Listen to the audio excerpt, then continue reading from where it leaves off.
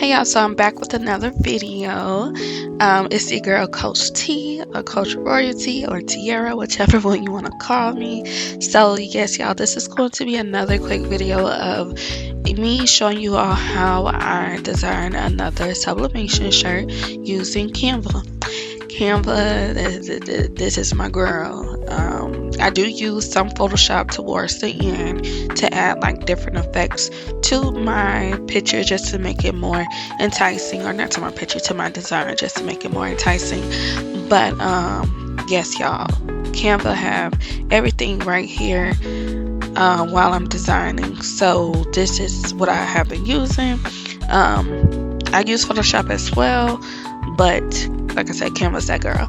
But anyways, y'all, please pay attention to just the different things that I'm typing into the search bar for the elements. Pay attention to the colors that I'm using.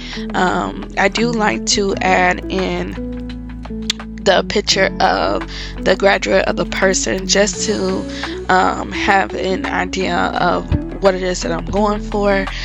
So sometimes I get in a designer block and it's like, okay, I need to add the person to the design so I can see like what I'm going for.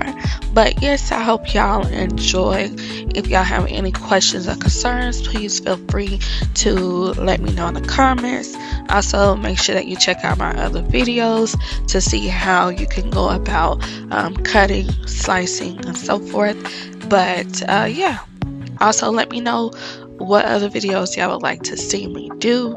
I know a lot of you all are asking for Photoshop, but I just feel like Canva, I literally made this in probably 30 minutes. Obviously, I sped this up for you all, but I'm able to make a design a lot quicker with Canva than I would with Photoshop. Photoshop, I just use it to add my extra flair and fluff to it. But yeah, so yeah, again, I hope y'all like it, and talk to y'all later. Oh, and you can purchase this from my website, the same exact template.